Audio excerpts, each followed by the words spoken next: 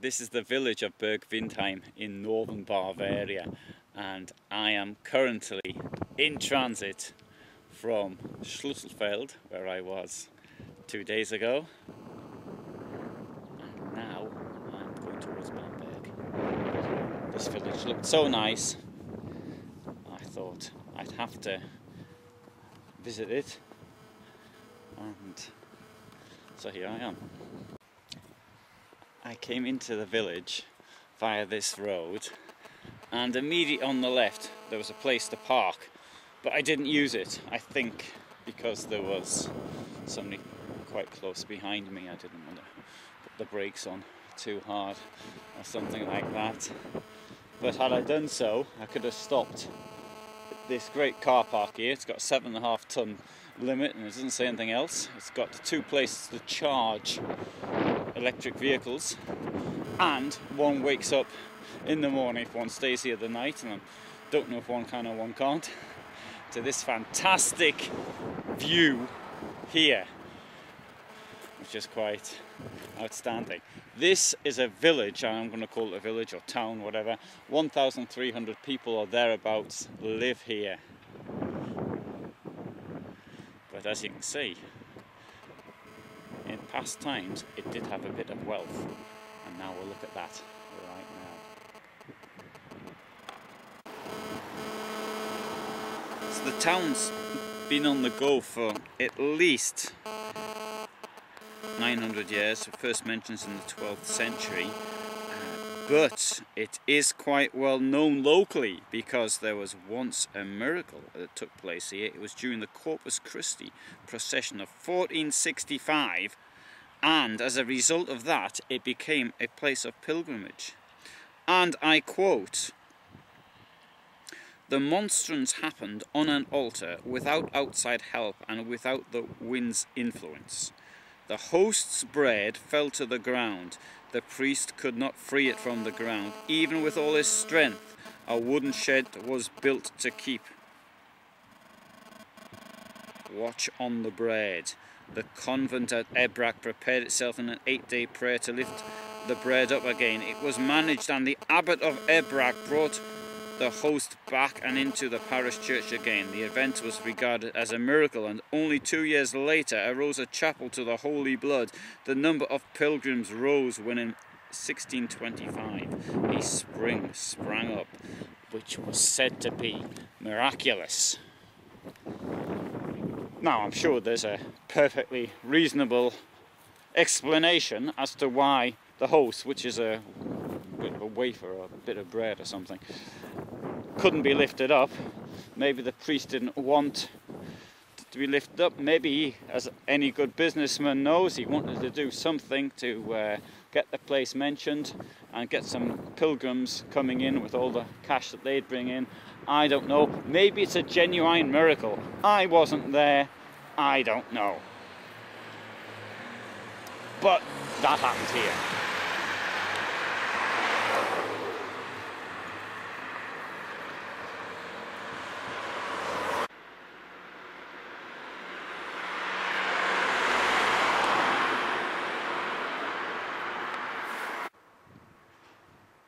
So we have this magnificent building, and behind we have a rather rustic setting because there's a barn.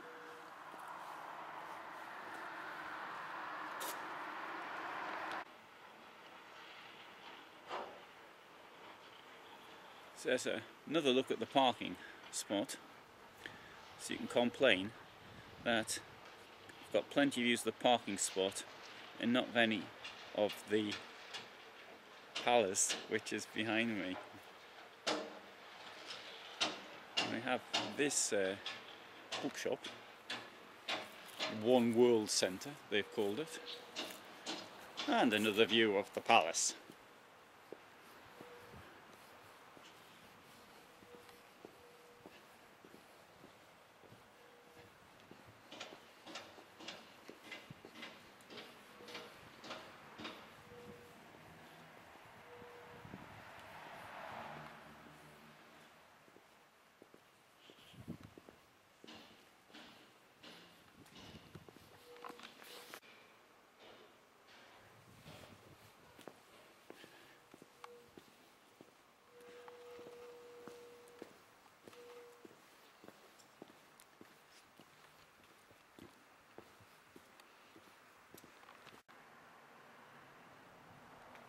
I once wanted to have my own hens, but my then partner said no.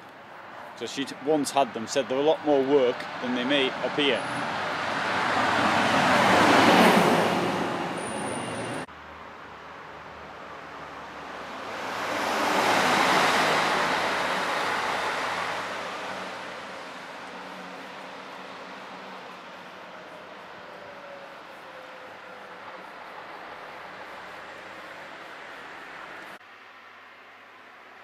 This is the town hall, and there we can see the symbol of the town, which is a greyhound, which to my thinking is a Wendish symbol.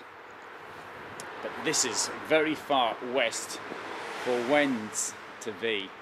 But even perhaps the name is Wendish as well as a possibility. I don't know. And here we have this enormous church. Now, looking around here, I'm led to think that the pilgrim business was a good business to be in, because we can see the wealth of the old buildings. A big strong church, okay, that lots of places have powerful, expensive churches, but the houses also demonstrate wealth. In front of the church we have the memorial to the First World War. There's almost 50 names on it, and therefore I suspect, I don't know, but I guess the population would have been around 500 then, so around 10% of the population died in the First World War. And as the men, that would suggest 20% of the men and something like 40% of the men who could be called up. And I'll just pick one or two places which are well known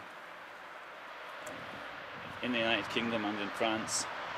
Saint-Michel, Arras, Épernay, Somme. Completely pointless conflict. And places, for example, where I come from, where you can see where so many names on the memorials, where there isn't even that many people living there today. Tiny communities could be wiped out by everybody going off to war together and then suddenly getting killed all together. We have the dates here, and looking at the dates, I don't see a mass of people dying on the same day, but all the same. If we just take the Battle of the Somme here, for example, there's 25th of June 2016, 1st of September 2016, 24th of September 2016. Completely pointless. And thanks to the European Union, we now have unity and not this pointless strife.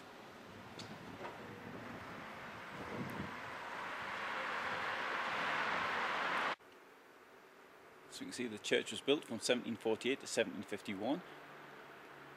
Built in 3 years. Now that is impressive. I know people who today it's taken them 10 years to build the house. And as that person may see my film, she'll know who I'm referring to.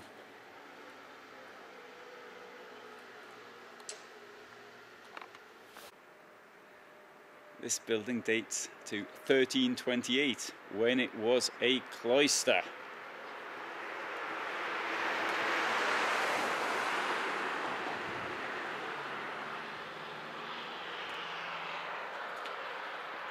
And this appears to be the market square.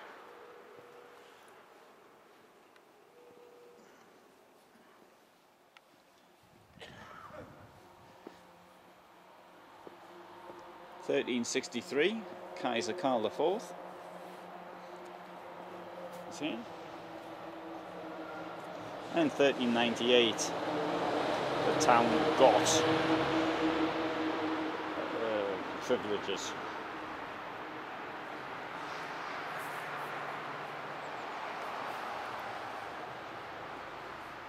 That's to say, it got the paperwork necessary to have a market, or whatever the privileges may have been. Being a fan of Monty Python, I must mention that Burgwindheim appears in a poem written by either Terry Jones or Michael Palin, probably, along with another local village called Gunzelsheim. And it's a poem called A Poem.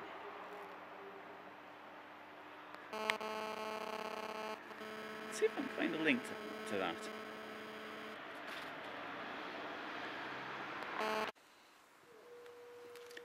In 1803, the Holy Roman Empire, as such, was wound up, and since that time, this village has been part of Bavaria.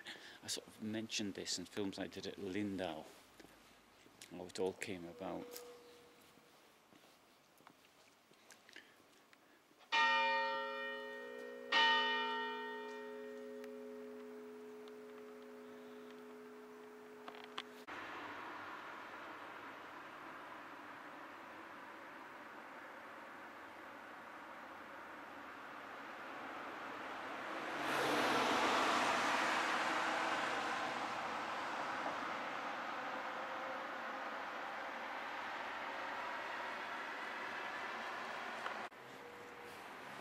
That's the sort of thing I like.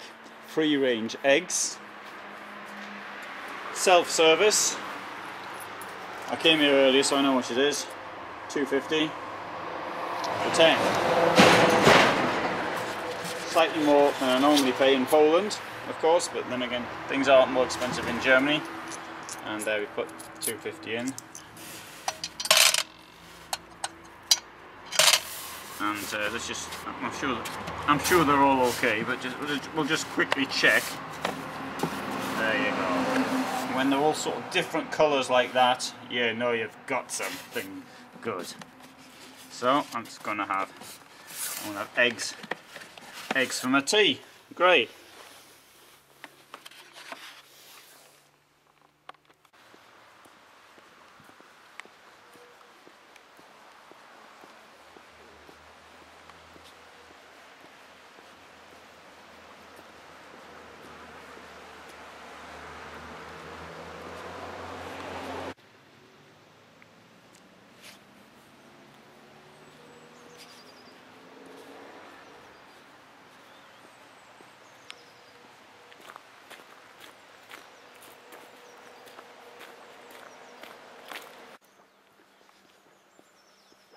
I haven't eaten today, so I'm quite pleased with that. Yesterday I got hungry during the day.